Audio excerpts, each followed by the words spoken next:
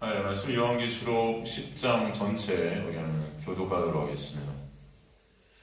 요한계시록 10장 전체 우리 교독하도록 하겠습니다. 제가 먼저 1절 들어가겠습니다. 내가 또 보니 힘센 나는 천사 구름을 입고 하늘에서 내려오는데 그 머리 위에 무지개가 있고 그 얼굴은 해가 끄고 바른 불기둥 같으며 그 손에는 펴놓은 작은 돌마리를 들고 그 오른발은 왼발은 땅을 밟고 사자가 부르짖는 것 같이 큰 소리로 외치니가 외칠 때 일곱 우레가 그 소리를 내어 말하더라.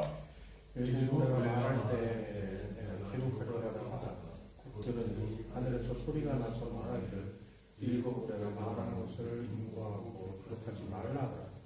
내가 본 바 바다와 땅을 밟고 서 있는 천사 하늘을 향하여 오른손을 들고 스스로 살아계신 이 하늘과 그 가운데 있는 물건이며 땅과 그 가운데 있는 물건이며 바다와 그 가운데 있는 물건을 창조하신 이를 가리켜 맹세하여 이르되 지체하지 아니하니 일곱째 천사 소리내는 나에게 나팔을 불려고 할 때 하나님이 그의 종 선지자들에게 전하신 복음과 같이 하나님의 그 비밀이 이루어지리라 하더라.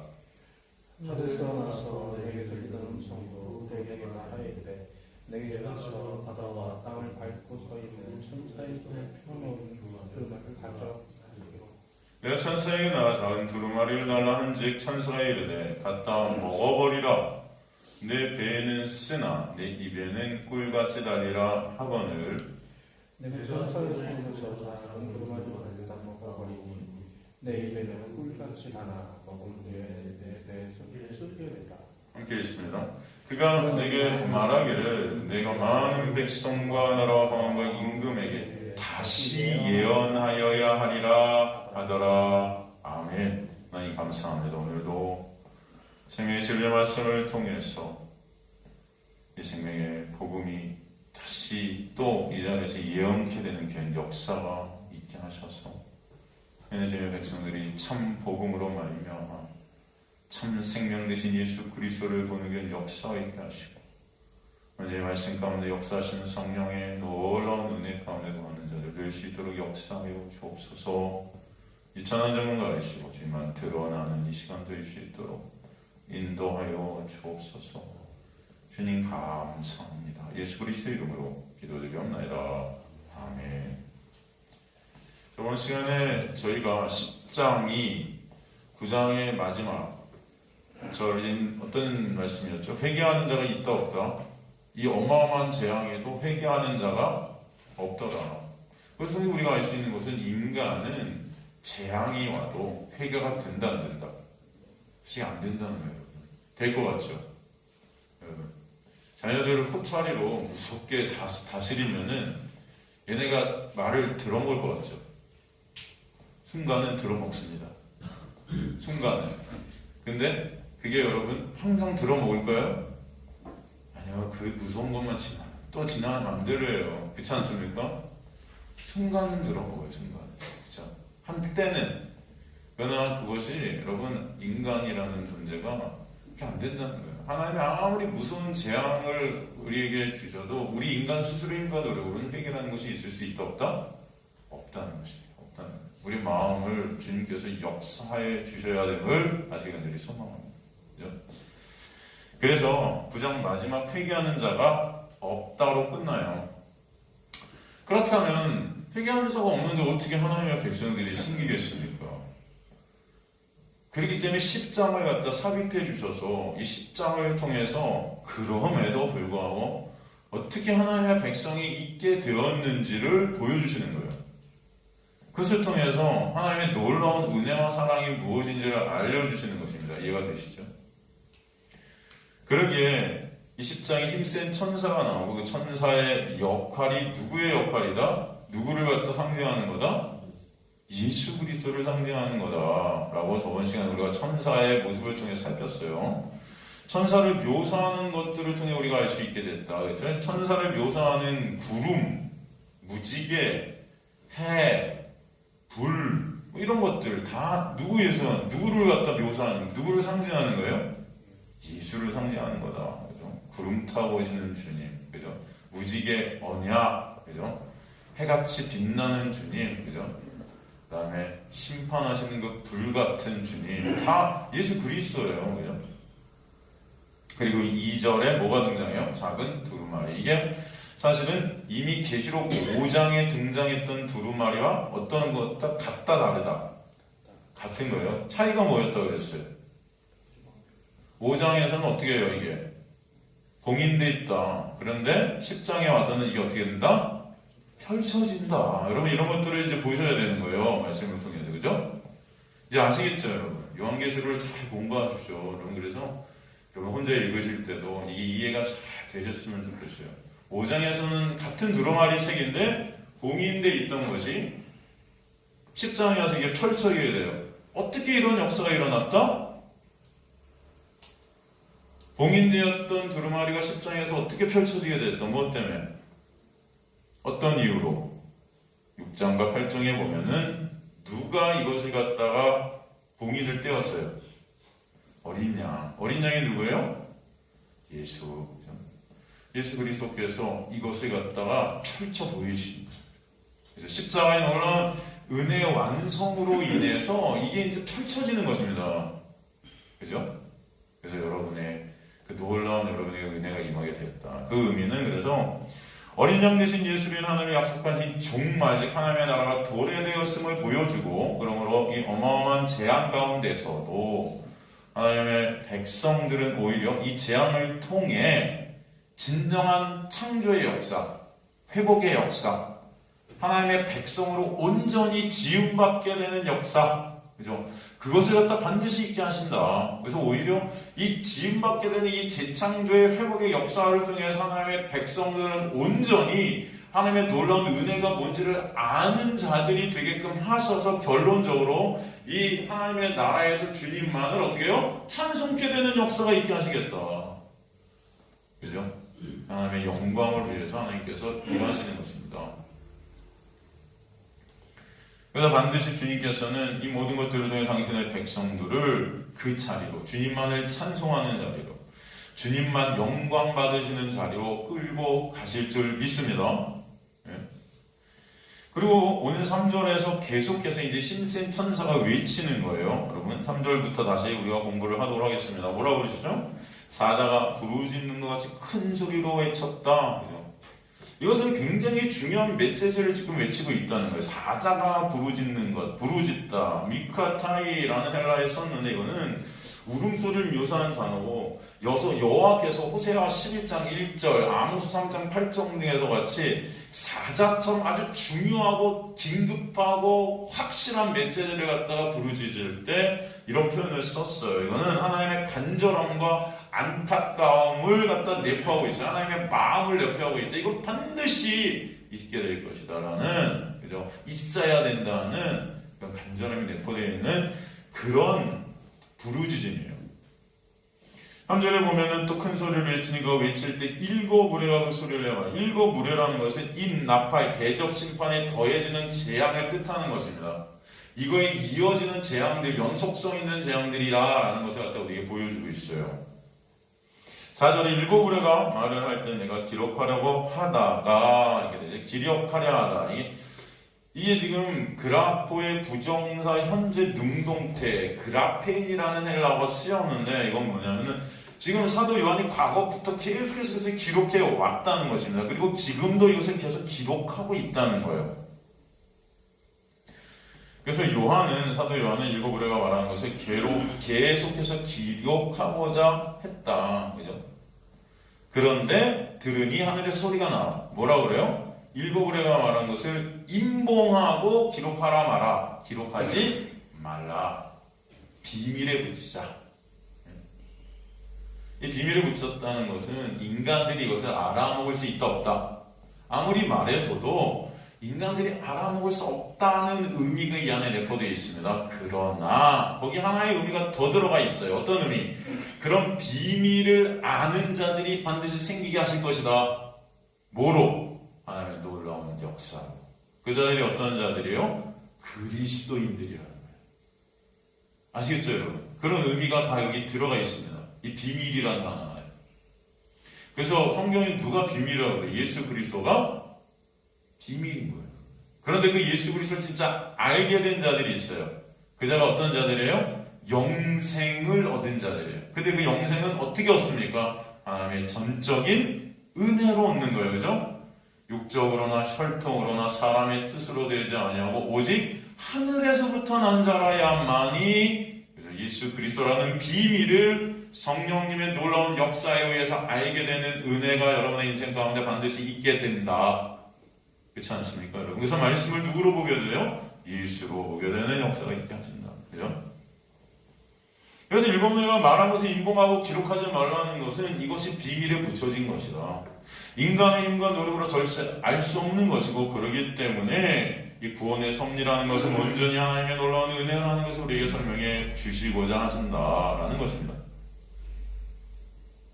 그래서 이것은 이 자체가 죄된 인간이 알 수 없는 재앙 가운데 감춰진 것이다. 그 자체가 재앙이라고 여러분 보시면 돼요.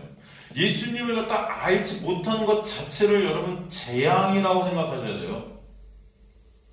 여러분이 이 세상에 살면서 당하는 그런 어려움들, 육적 고통들, 많은 고통들이 있을 거예요. 이게 재앙이 아니에요. 진짜 재앙은 뭔지 아세요? 예수 모르는 게 진짜 재앙이에요. 이게 비밀이거든요. 여러분, 진정 예수를 아시는 복이 여러분에 있게 되기를 소망합니다. 이게 재앙이에요. 예수 모르는 게. 지금 그러니까 이 재앙 가운데 감춰졌다는 것은 이 자체가 재앙이라는 거예요. 5절에 보니까 내가 본 바 바다와 땅을 밟고 이제 천사가 하늘을 향하여 오른손을 들고, 이 오른손을 들었다는 것은 지금 고대에서 그 맹세할 때 쓰는 표현이거든요. 맹세할 때. 이게 반드시 지금 있게 될 것이라는 어떤 맹세.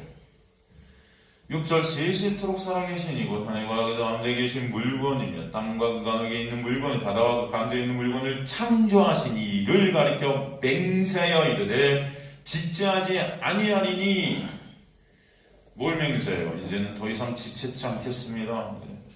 지금 7번째 천사가 나팔을 부르는 하나님의 계획을 다 이루겠다는 거예요. 다 이루어지게 하겠습니다라는 맹세. 그죠? 하나님의 계획은 그래서 반드시 어떻게 된다? 이루어진다는 그런 의미가 여기 들어있죠. 하나님의 구원은 하나님께서 홀로 완성하실 것이다. 반드시 그것이 맹색되어지고 있는. 그 구원의 완성이라는 것은 바로 요한계시록의 단어로 보면 새하늘과 새 땅의 완성이죠. 예수 그리스도로 인해 오게 되는 새 예루살렘의 도래를 갖다 뜻하고 있다는 것이죠. 그죠? 그래서 7절 7째 천사가 소리내는 날개의 나팔을 불려고 할 때 하나님이 그의 종 선지자에게 전하신 복음과 같이 하나님의 그 비밀이 이루어지리라. 그 비밀, 예수 그리스도로 인한 새 나라, 새 땅의 도래. 이거 반드시 어떻게 된다? 이루어지게 된다는 것을 믿게 되는 거예요. 여러분의 심중 가운데 있게 되기를 간절히 소망합니다. 그리고 나서 이것이 이제 어떻게 그럼 이루어질 것인가? 이것이 어떻게 이루어질 것인가 해서 설명하는 게 8절이에요. 그죠? 하늘에서 나서 내게 들리던 음성이 또 내게 말하여 이르되 내가 가서 바다 땅을 밟고 서 있는 천사의 손에 펴 놓인 두루마리를 가지라. 내가 천사에게 나가 작은 두루마리를 달라 하는데 천사가 이르되 어떡하래요? 갖다 먹어버려라. 내 배에는 어떡하래요? 쓰나 내 입에는 어떡하래요? 꿀같이 달 거야. 내가 천사의 손에 작은 두루마리를 갖다 먹어버리니 내 입에는 꿀같이 다나 먹으니 내 배에서는 쓰게 되더라. 그리고 나서 뭐예요? 그가 내게 말하기를 네가 많은 백성과 나라 방황한 임금에게 다시 예언하여. 다시 예언하여. 다시 예언한다는 말씀이 되게 중요하죠.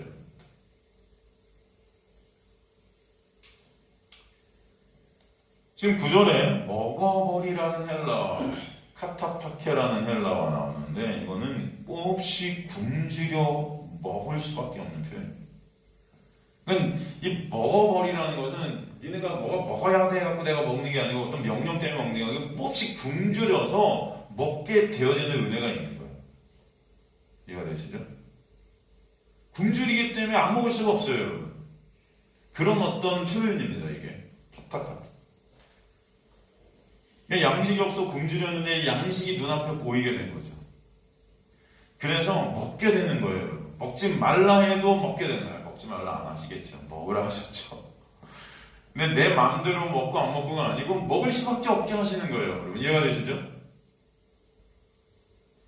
그래서 완전히 그것을 먹은 다음에 먹고 소화하게 되는 것까지를 말하는 단어가 먹어버리라라는 헬라어 카타파케예요. 이건 소화되기까지, 먹음과 함께 소화되는 것까지의 어떤 과정을 갖다 뜻해요. 그래서 간절히 먹는 것입니다. 간절히. 여러분 그냥 먹는 게 아니에요. 진짜 감사히 간절히 먹게 되는 거예요. 이걸 간절히 먹게 되는 거.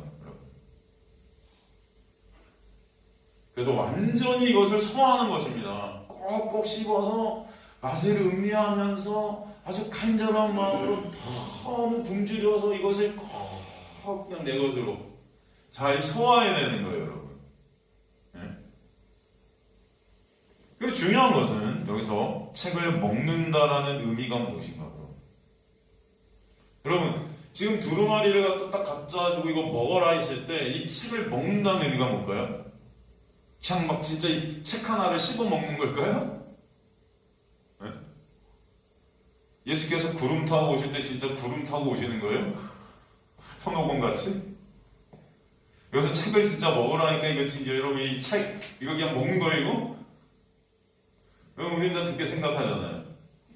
아 이게 진짜 사도 요한이 책을 먹은 거야 이거 그냥 콕 찢어서 그냥 종이 막 이렇게 해갖고 그냥 물론 그럴 수도 있겠죠. 여러분 근데 그게 책 먹어서 그 배가 아픈 걸까요? 책을 먹었더니 배가 소화제 먹어야 돼요 여러분. 종이를 이렇게 많이 먹었으니 배가 쓰려요. 그런 건 아니죠. 그래서 책을 삼킨다는 의미 그건 뭐냐면은 우리말 성경에는 이 헬라어 단어가 쓰이질 않았어요. 해석이 안 됐어요. 그런데 헬라어 원어에 보면 아우토라는 헬라어 지시대명사가 쓰이고 있거든요. 그것은 무슨 말이냐면 이 책을 먹으라는 의미가 이 책 자체를 먹으라는 게 아니라 이 책의 내용을 다 이해하고 소화해내라 이런 뜻이에요. 이해가 되시죠? 뭐다? 이 책의 내용을 완전히 깨닫고 소화하고 알게 되는 거예요.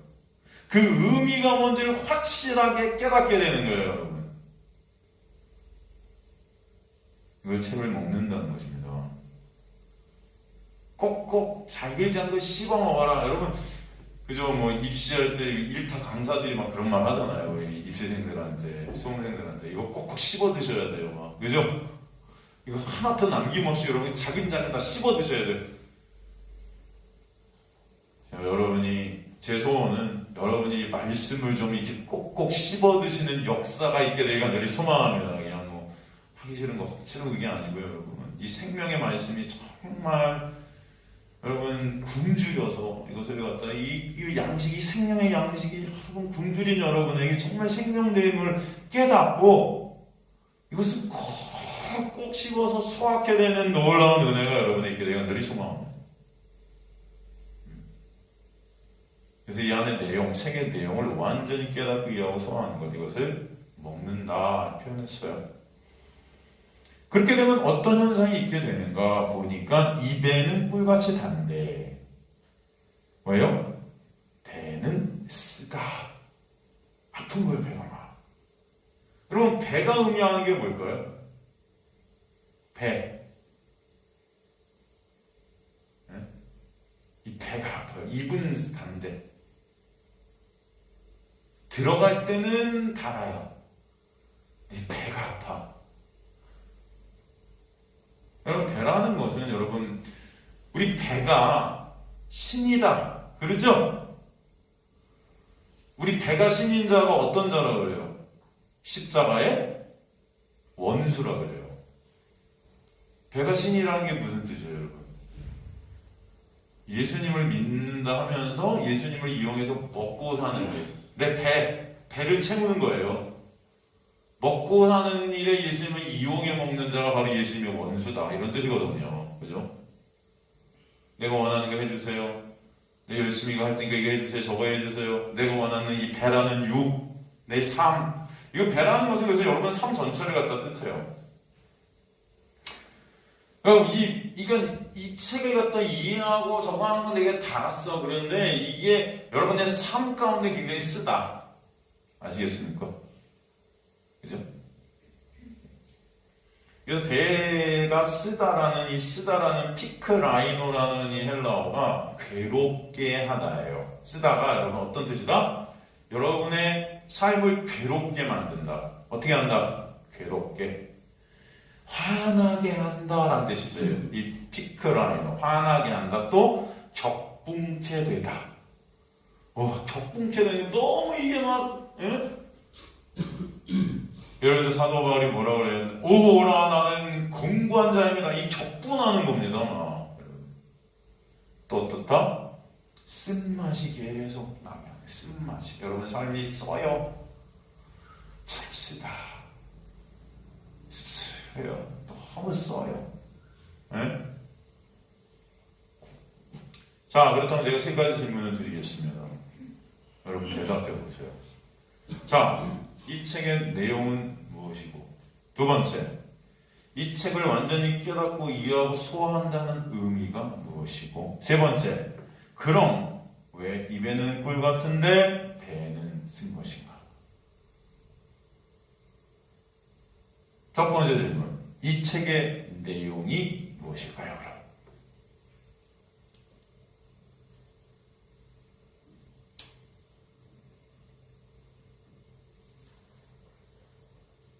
이 책의 내용은 뭘까요?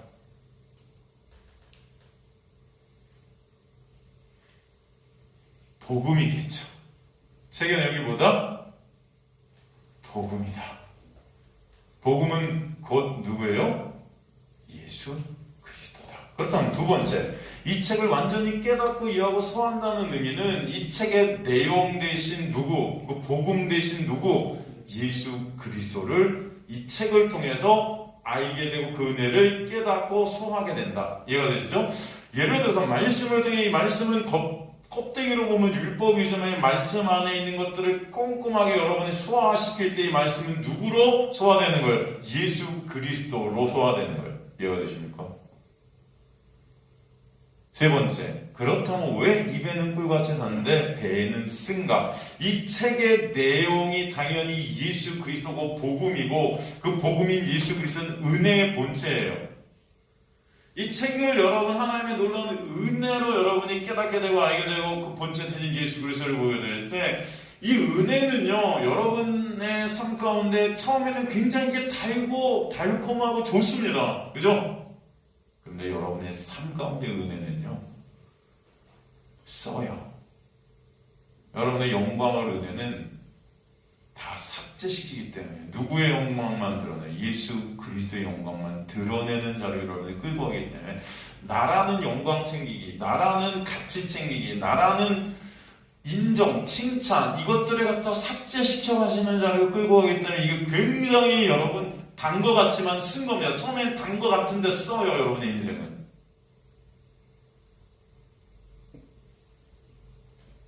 자기 부인의 자리로 가는 거예요. 자기 부인의 자리. 여러분 자기 부인의 자리로 인간이 어떻게 갑니까? 항상 나를 갖다 생각하고 나를 챙기고 싶어하고 나를 자랑하고 싶어하고 나를 인정하고 싶어하지 내가 무시당하고 내가 조롱당하고 내가 부인당하고 그 자리로 여러분 끌고 가는 게 여러분 은혜가 여러분을 그렇게 끌고 갈 때 여러분 쓰다고요. 이게 너무나 죽을 것 같이 써요.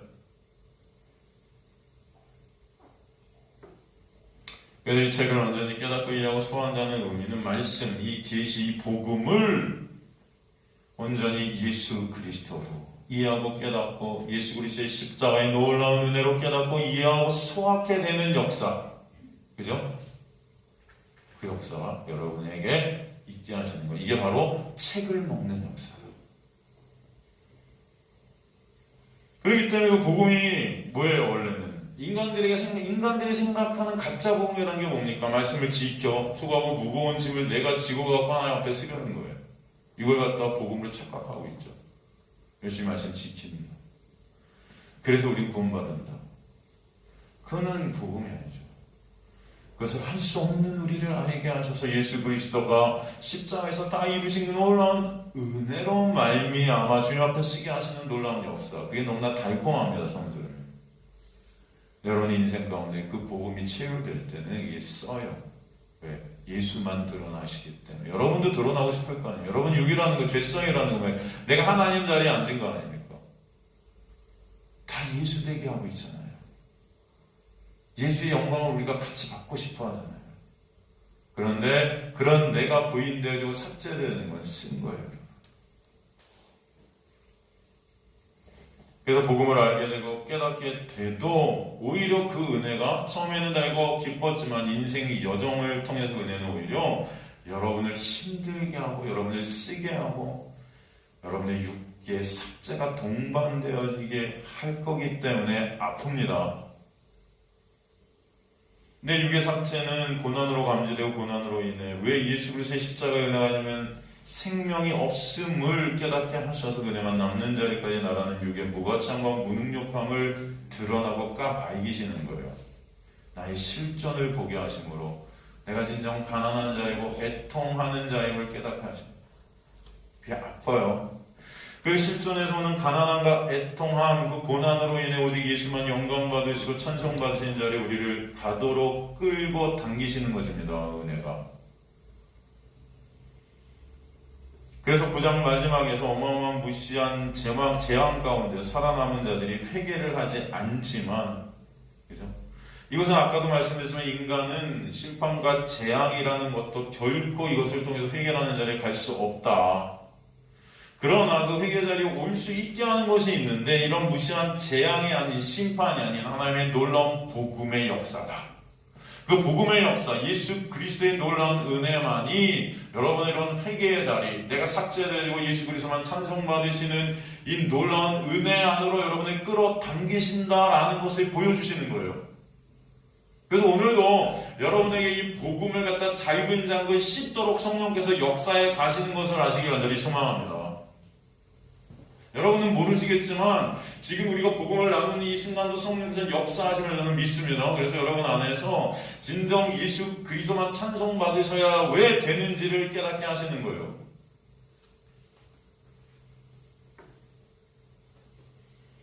복음의 그 두루마리 책을 위해서 사도가 받아먹게 하셔서 그 놀라운 은혜를 사도도 깨닫게 하시고 그 은혜를 또 쓰게 하시고 전파하게 하시고 우리까지 오늘도 알게 하시는 거예요. 요한계시록을 통해서요.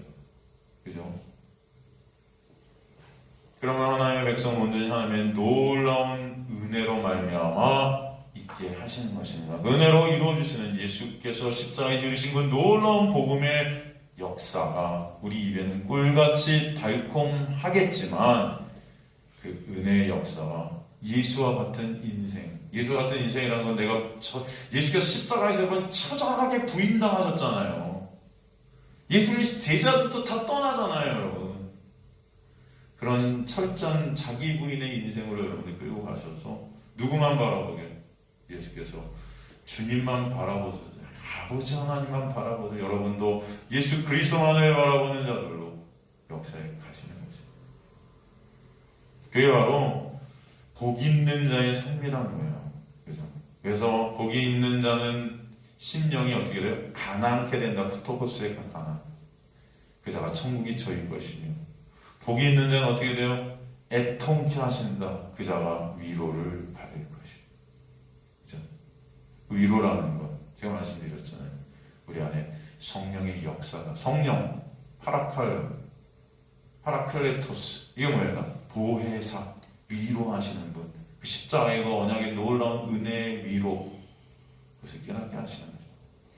예수 그리스도가 아니면 이 세상에 어떤 것으로 내 노력, 내 의지, 내 능력, 나로부터 나오는 그 어떤 것도 가망 없는 그 나의 부인됨의 자리에 어쨌든 욕을 가진 우리에게는 그것이 고난이고 아픔이 되는 것이지만 진정한 감사가 그 안에 있게 하시는 내가 죄인 중에 괴수이게 오직 예수의 은혜가 아니면 안 되는 자아인식 자체가 여러분에게는 쓴 고통이 되게 하실 거예요.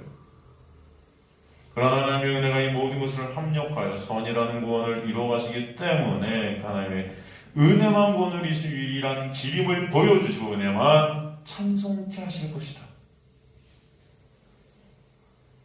그래서 여러분 이 말씀이 이미 창세기에 구원은 오직 예수로만 가능하다는 것을 이 재앙의 사건을 통해 보여주셨잖아요. 그게 뭐예요? 창세기 8장 20절, 21절에 보면은 어떤 사건입니까? 이게 여러분 창세기 8장에 나오는 사건이. 한번 가볼까요? 창세기 8장 20절. 이게 어떤 내용입니까? 노아가 여호와께 제단을 쌓고 모든 정결한 짐승과 모든 정결한 새의 제물을 죄 번제로 제단에 드렸더니 여호와께서 그 향기를 맡으 그 중심에 이르시되 내가 다시는 사람으로 말미암아 땅을 저주하지 아니하리니 이는 사람의 마음이 계획하는 바가 어려서부터 어떻대요? 악함이라. 악하대요.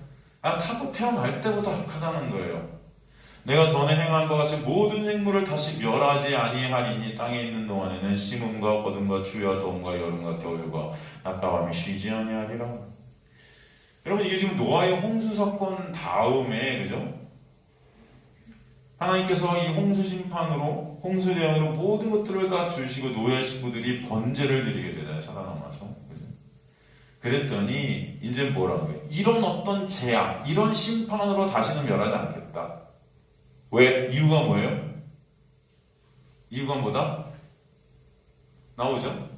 왜 재앙으로 이제 사람들을 멸하지 아니하신다? 왜? 아무리 이런 큰 재앙 심판이 있어도 그런 곳으로 죄된 인간들은 회개라는 것이 있을 수 있다 없다? 없다. 똑같은 내용이에요 지금. 요한계시록 9장에서 회개하는 자가 없더라. 그죠?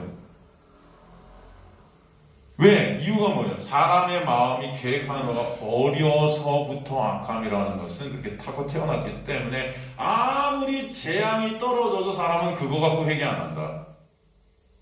회개하는 척 할 수 있어요. 내 유익을 위해서. 누가 아빠 엄마가 회초를 짜려면 또 잘못했다고 해! 그러면은 마음은 아닌데도 일단은 매를 안 맞아야 되기 때문에 아빠 잘못했어요 할 수는 있어요. 근데 마음속으로는 내가 뭘 잘못했는데 이래. 그죠? 그럴 수 있어요 없어요 여러분? 안 그래 보셨어요? 한 번도? 항상 여러분은 정당하게 내가 잘못한 걸 다 인정하시나요? 이스라엘 백성들이 폐역한 민족이라고 하잖아요. 이게 뭐야? 다 반항한 그 인간들이에요.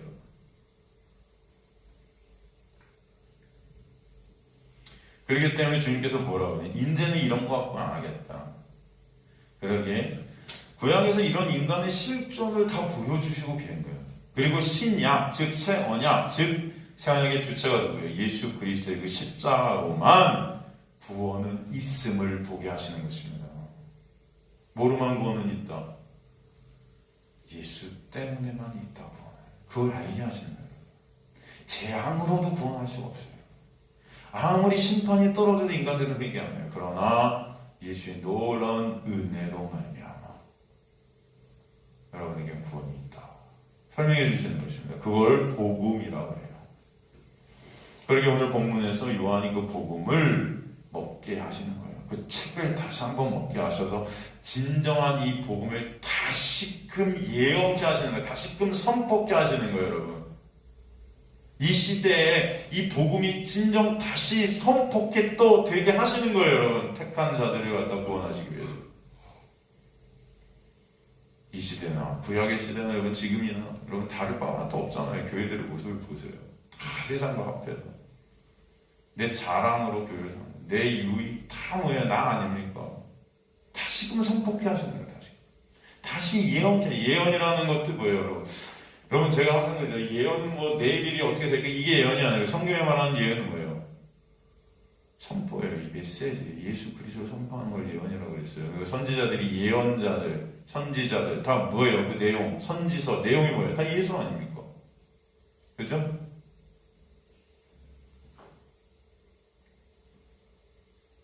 그리고 다시 말씀드리지만 인간이 이룰 수 없는 구원을 이루어주신 예수의 십자가의 부활의 그 은혜가 처음엔 너무나 달고 기쁜 복음이지만 여전히 죄로 뼛속 깊숙이 물들어 있는 인간의 죄성 은혜로 말미암아 나의 무능력함과 무가치함이 폭로되고 드러날 때 나의 영광 쌓기를 할 수 없게 되는 그네의 이끌림 자체가 고난으로 배가 쓴 것으로 감지되는 거예요.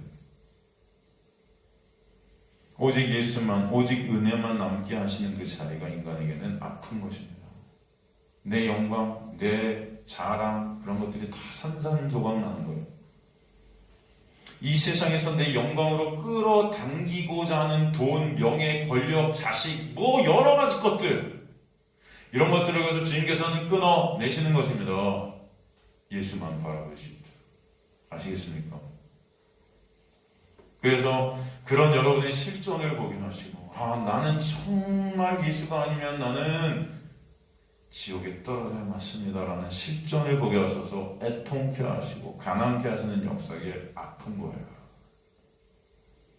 그래서 세리가 예배당에서 뒤에서 가슴을 치는 거예요. 아프니까, 쓰리니까 몸이, 가슴이 여러분 진짜 쓰리면 치는 거예요. 이게 치는 거예요. 아파. 아니 너무나 아파서 죄로 내가 죄인임이 드러나고 폭로되어지고 애통케 하시는 겁니다. 여러분 진짜 아픈 거예요. 주님 저 어떡합니까? 베드로가 복음을 증거할 때 사람들이 어찌할꼬 하면서 가슴을 치는 거, 어찌할꼬 주님 저 어떡합니까? 불쌍히 여겨주시지 않으면 저는 죽음입니다. 저 이거에서 여러분 저 큐티했어요. 나 뭐 했어요. 나 열심히 교회 헌신하고 충성하고 봉사했어요. 주님 저 이 정도면 예배도 안 빠졌어요. 전 봉사도 열심히 했어요. 이 정도면 괜찮은 거 아니에요? 이러면 천국 갈 것 같지 않아요?가 아니에요. 여러분 이게 기독교가 아니고 하나님의 말씀의 놀라운 역사 가운데 여러분 이제 어떡하죠 하면서 여러분 가슴을 치는 거라고요. 여러분 치는 거예요. 어찌합니까? 주님 불쌍히 여겨주세요. 이 애통함, 그 애통함이 있는 자, 여러분 정말 겸손함이 먼저 하는 거예요. 내가 죄인 중에 필수 맞아요. 주님 그자가 누가 누굴 폄하하고 누가 누굴 평가해요? 누가 누굴 비판할 수 있겠습니까?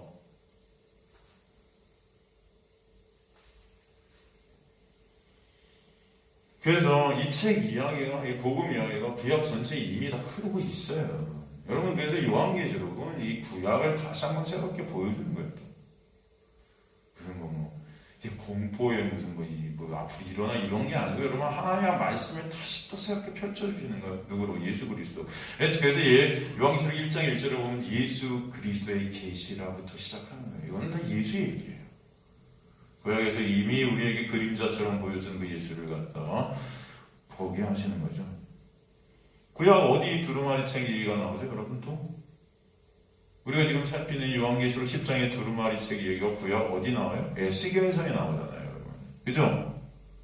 에스겔서 읽어보신 분은 알 거예요. 에스겔서 2장 3장에 나오잖아요. 에스겔서 2장 1절 가볼까요? 잠깐 그래도 한번 여러분 다 아시겠지만 그래도 한번 보고 가죠. 똑같은 얘기. 에스겔 이걸 예언이라고 하는 거예요. 예언 여러분. 선지서, 에스겔 선지자 아닙니까? 에스겔 2장 그가 내게 이르시되 인자야. 여러분 인자 하면 생각나는 게 누구예요? 예수예요. 그러니까 요새 에스겔도 여러분 누굴 예표하고 있다? 예수 그리스도를 예표하고 있다는 걸 인자라는 단어를 통해서 그냥 탁 들어오죠. 그죠? 인자야 내 발로 일어서라. 내가 내게 말하여 하기를 그가 내게 말씀하실 때 그 영이 내게 임하사 나를 일으켜 내 발로 세우시기로 내가 그 말씀하신 자의 소리를 들으니 내게 이르시되 인자야 내가 너를 이스라엘 자손 곧 패역한 백성 아까 말씀드린 패역했다. 마라드라는 히브리어요. 패역하다 이게 뭐냐? 아까도 말씀드린 반항하다. 말을 안 들어먹는다. 반란을 일으키다 순종치 않는다. 이게 죄된 인간들의 마음이죠. 만물보다 심히 부패하고 그런 게 인간의 마음이에요. 그죠? 그래서 에스겔에게 이 두루마리 책을 먹게 하시는 거잖아요. 그죠? 이스라엘 자손 곧 패역한 백성 나를 배반하는 자에게 보내라. 그들과 그 조상들에게 범죄가 오늘까지 이르렀나니 이 자손은 얼굴이 뻔뻔하고 마음이 굳은 자다. 내가 너를 그들에게 보내니 너는 그들에게 이르기를 주여의 말씀이 이러하리라 하라. 그들은 패역한 족속이라. 그들이 듣든지 아니 듣든지 그들 가운데 선지자가 있음을 알지니라. 인자야 너는 비록 가시와 찔과 함께 있으며 정갈 가운데 거주할지라도 그들을 두려워하지 말고 그들의 말을 두려워하지 말지어다. 그들은 패역한 족속이라도 그 말을 두려워하지 말고 얼굴을 무서워하지 말지어다. 그들은 심히 패역한 자라. 계속 패역한 자, 패역한 백성. 그들이 듣든지 아니 너는 내 말로 고할지어다. 너 인자야. 내가 내게 이르는 말을 듣고 그 패역한 족속같이 패역하지 말고 내 입을 벌리고 내가 내게 주는 것을 먹으라 하시기로 내가 보니 보라 한 손이 나를 향하여 펴지고 보라 그 안에 두루마리 책이 있더라. 그가 그것을 내 앞에 펴시니 그 안팎에 글이 있는데 그 위에 애가와 애곡과 재앙의 말이 기록되었더라. 이 애가 카나 히브리어로 카나라 그러는데 뭐 가슴을 치는 거예요. 가슴을 치는 거예요. 가슴을 치면서 슬퍼하는 게 카나라는 뜻이에요. 애고 헤게라는 히브리어 이거 뭐냐면 탄식이에요. 탄식. 재앙 여기서 재앙하니까 뭐 뭔가 이렇게 그게 아니고 여기서 재앙이라는 히브리어가 희예요. 희라는 이 히브리어는 통곡이에요. 통곡하는 것입니다. 이걸 먹으니까 그 내용이 뭐예요? 이 글의 내용이 여러분 이런 거예요. 이런 거야. 인간의 실존이 드러나게 될 때, 예수 그리스도의 은혜가 안 된 우리의 모습을 보게 될 때, 이 육적 삭제가 있게 될 때, 불가능하고 무능력하고 무가치한 나의 실존을 여러분 깨닫게 하시는 놀라운 은혜가 있게 될 때, 비통하고 가슴을 치고 통곡하고 비탄한 우리 인생이 있게 되신다. 되게 하신다. 가만히 보세요. 인간들이 교회에 왜 옵니까, 여러분? 이런 거 없게 해달라고 오잖아요. 솔직히. 근데 주님은 그렇게 말씀하신 적이 없어요. 여러분들 참 교회를 만드시기 위해서 반드시 이 일을 겪게 하십니다. 아시겠습니까? 여러분이 저를 싫어할 수밖에 없죠, 가만히 보면. 제가 오면 여러분 이런 거 다 하나님께서 없게 해주신다고 이 거짓 증언들을 제가 해드려야 되는데, 여기 오신 분은 이제 앞으로 이런 비통, 비탄, 탄식, 애곡이 다 사라질지어다. 할렐루야! 이래야 여러분 기쁘시게 가실 텐데. 아니요. 여러분의 인생은 이런 것들로 점철되게 하신다. 아픈 거예요. 그런데 그런 가운데 그 아픔이 내가 원하는 게 되지 않아서 아픈 게 아니고 이런 가운데서 진짜 여러분의 실존을 봄으로 아픈 거예요. 돈 못 벌어서 아픈 게 아니고. 죽고 싶은 게 돈 못 벌고 여러분 사업 안 돼서 무슨 내가 원하는 거 못 이뤄서 죽고 싶은 게 아니고 여러분 이런 나의 실존 때문에 여러분 내가 지옥에 떨어질 수밖에 없는 그런 나의 비통함이 있는 거예요. 아시겠습니까? 여러분의 죄가 드러나고 까발겨지는 역사가 말씀을 통해 있게 하시는 그 성령께서 여러분 안에서 내가 믿음 없는 자군요. 정말 쓰기만도 못한 자가 접니다. 라는 고백이 있게 하시는 역사. 죄인 중에 괴수라는 고백. 인간들이 원치 않아요. 이런 거. 근데 에스겔에게 가서 이걸 전하라는 것입니다.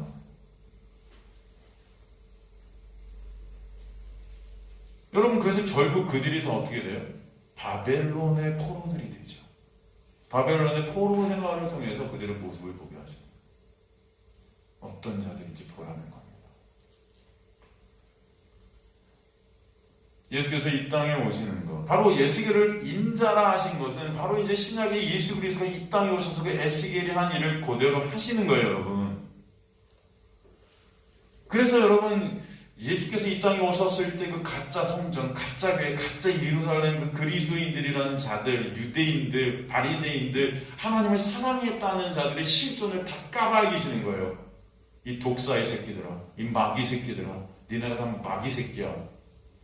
니네 하나님 말씀 다 지켜서 그 의로 하나님 앞에 서려고 했지만 아니 이게 다 허물어지지 않으면 안 돼. 이게 성전들 다 허물 거야. 성전에 그들의 유익을 위해 지었던 그 가짜 성전을 다 채찍질하고 허물어뜨리시고 이거 다 허물라 욕을 하시는 겁니다. 욕 여러분. 이 외식한 자들아 다 영국하는 자들이다.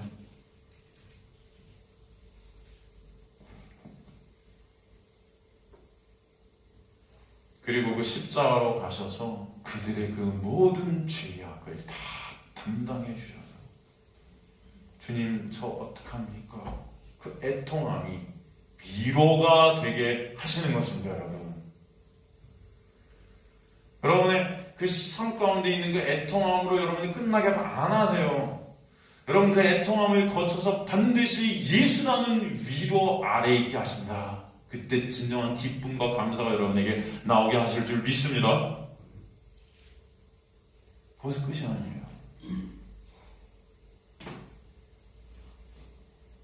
복음은 심판을 동반합니다. 근데 그 심판을 누가 받으셨다? 예수가 받으신. 거기서 기쁜 거예요.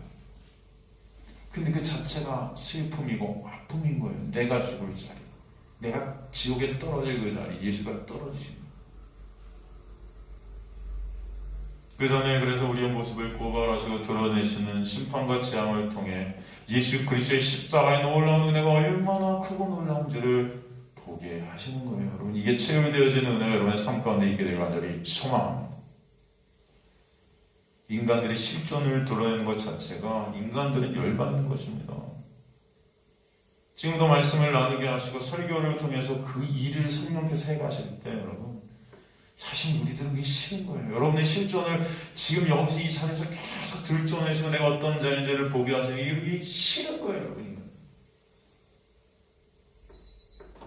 여러분 예수님도 사람들이 기적이나 일으킬 때나 따라다녔지 십자가 간다니까 다 버리는 것입니다.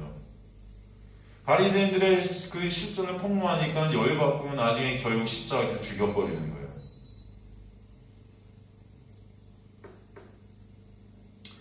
여러분이 자신의 실존이 드러나는 이 시간이 싫으니까요. 여러분 저도 싫겠죠. 그러니까 점점 우리 교회 사람들이 많은 거예요. 제가 여러분을 위로해주고 저 보는 게 좋으면은 다 올 텐데 이 시간에 수요일도 여기 와갖고 다 얼마나 좋아요. 저를 보면서 목사님 보면 참 좋아. 위로가 돼. 근데 제 입에서 나오는 건 다 실존을 드러내고 까발리고 그래도 이게 좋겠어요, 여러분? 그러니까 그래 그래도 이게 복음인 것 같긴 해. 그러니까 오진 않고 다 집에서 들으시는 거죠. 집에서 보면은 그래도 제 얼굴 봐도 조금 낫거든. 실제로 보는 것보다. 이게. 그죠? 솔직히. 여러분 어떠세요?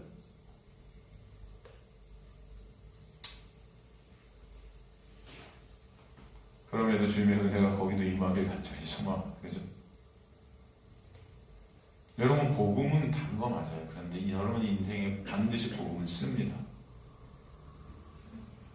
예수만 의존하는 자체가 써요. 하나님의 말씀 우리의 실존을 까발려서 애통과 애가가 있게 돼야 진짜 복음이신 예수를 보게 되기 때문에 그 길로 인도해 가시는 거예요. 그래서 배에 쓴 그 복음이 우리는 싫지만 반드시 그 쓴 복음을 채우게 하시는 것입니다. 여러분 하나님의 말씀을 그저 인간의 귀나 즐겁게 해주기를 원하는 그것은 복음이 아니에요. 왜 사도 바울이 뭐예요? 내가 사람을 즐겁게 하라, 하나님을 기쁘게 하라. 내가 사람을 기쁘게 하면은 사도가 아니야 라고 말한 거예요. 그 말은 반드시 사람이 사도 바울이 사람들이 사도 바울 복음을 해도 사도 바울을 싫어하게 돼요. 근데 여러분 보세요. 나중에 사도 바울 혼자 쓸쓸히 외로이 죽죠. 없어요. 그 어마어마한 장정 그 16만 킬로를 걸어다니면서 복음을 전했는데 아예 남은 자가 없어. 디모데 한 명. 그러니까 이 뭐냐 쓸쓸히 감옥에서 여러분 자산 자도 없고. 근데 그게 사도 바울한테 은혜였다. 예수 그리스도만 바라보게 되는. 여러분 예수님이 뭘 이렇게 잘못했는데 예수님을 죽입니까 인간은? 솔직히 말해서 예수님 뭘 이렇게 잘못했어요? 잘못한 그들이 생각할 때 예수님을 죽인 이유는 하나예요. 그들이 실존을 까발리니까 열받은 거예요.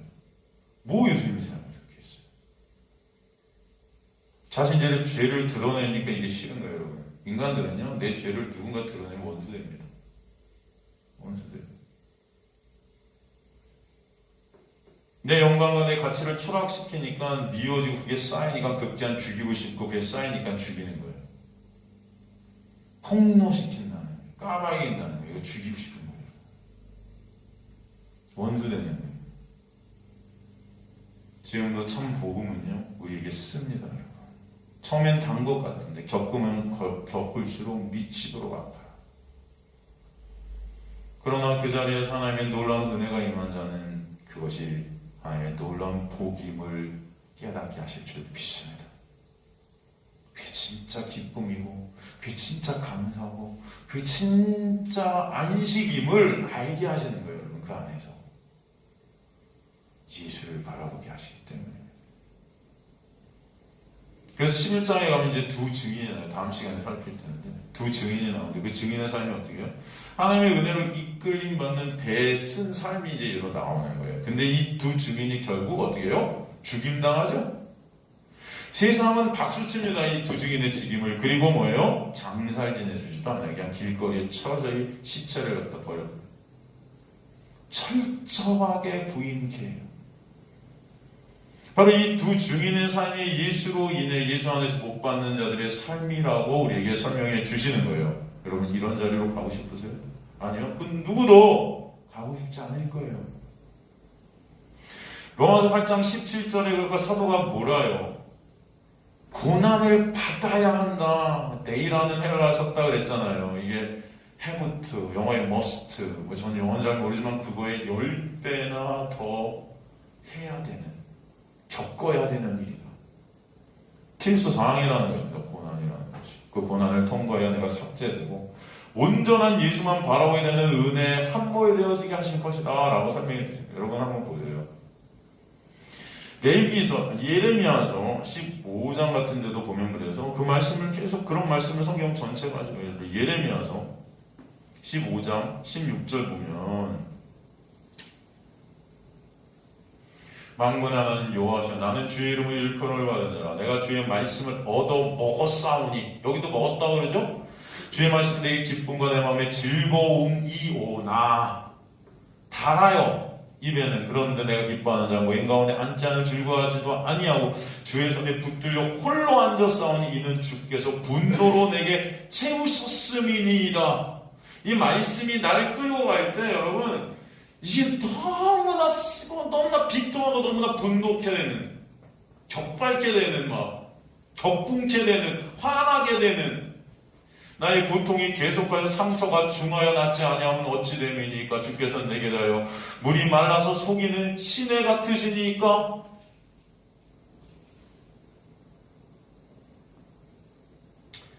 여러분 이런 말씀들이 나오는 거죠. 성경에 등장하는 모든 주님의 종들이 이 고난 가운데 있었다는 것을 이게 보여주시는 거예요. 이해가 되시죠? 오직 하나님의 놀라운 은혜만을 바라보게 하시는. 여러분 사도 바울의 삶도 그렇지 않습니까?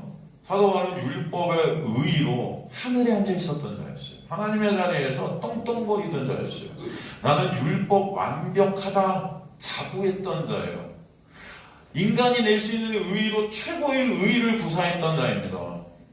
그가 예수 그리스도를 다메섹 도상에서 만나요. 그리고 나서 이제 자신의 십전을 바라보기 시작하죠.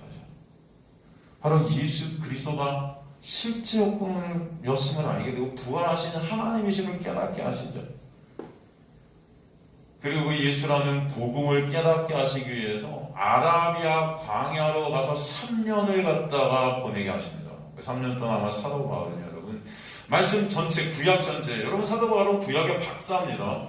구약을 다 외우는 사람이에요. 거의 그 구약을 다 예수로 풀어내죠. 그리고 사도 바울은 이제 됐어. 이제 그 예수로 풀어낸 은혜의 복음을 전하게 올라가는데 다 막혀요. 다 막힙니다. 결국 갈 데가 없어서 간 곳이 고향이에요.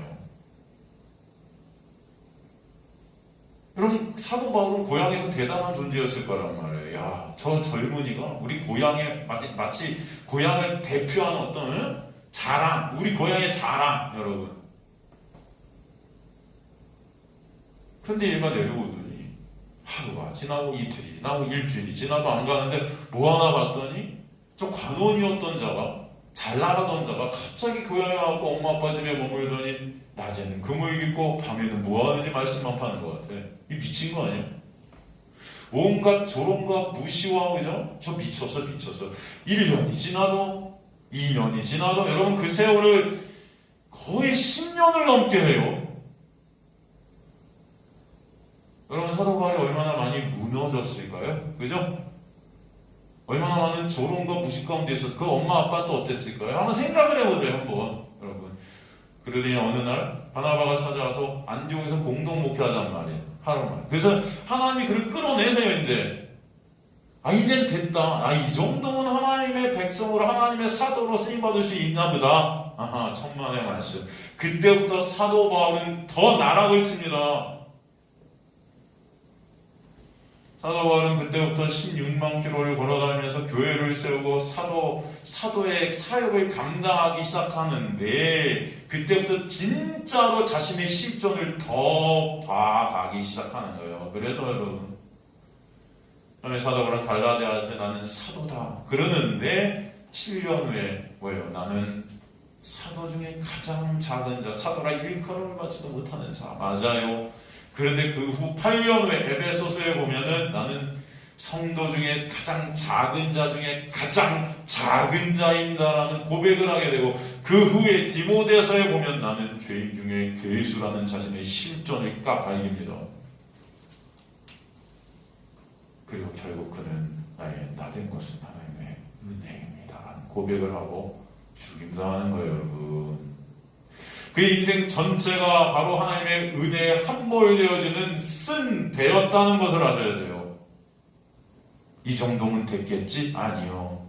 여러분의 이게 삭제되는 그 순간까지 예수 그리스도께 함몰되어지도록 하나님께서는 이끌어 가실 것입니다. 여러분의 인생 전체가 쓸 것이에요. 그러나 그 가운데 배는 쓰지만 진정한 천국의 기쁨이 뭔지를 알아가는 자들로 역사에 가실 줄 믿습니다.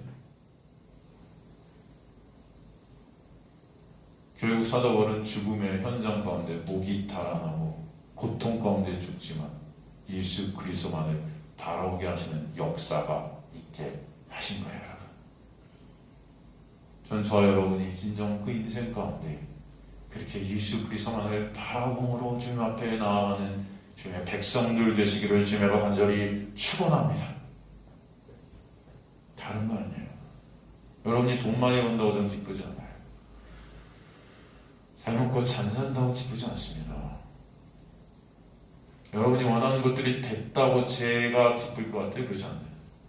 제가 진정 기쁨은 여러분이 예수 그리스도를 정말 이 말씀을 통해 소화해내시고 그 소화된 말씀 여러분을 이끌어서 진정 예수 그리스도만을 바라보는 나에게 삭제가 있는 자를 여러분이 끌고 가실 때 예수 때문에 기뻐하시고 예수 때문에 안식하시고 예수만 자랑이 되시고 복음만 여러분의 나눔이 되시고 그 은혜 앞에 엎드려지는 여러분의 모습들이 있게 되시기를 주님으로 간절히 축원하고 것이 저의 소원이 되시고 있습니다. 저 여러분 주님의 놀라운 은혜가 아니면 안 되는 자들임을 반드시 깨달아 일개 쓴 고통을 매 순간 예수의 놀라운 은혜로 승화시키는 하나님의 놀라운 역사 가운데 나는 삭제되어지고 예수만 남는 자리, 예수만 드러나는 자리로 그리고 예수 안에서 감사와 기쁨과 찬송과 안식이 있게 되는 복음의 능력이 여러분을 이끌어가게 하실 줄 소망합니다.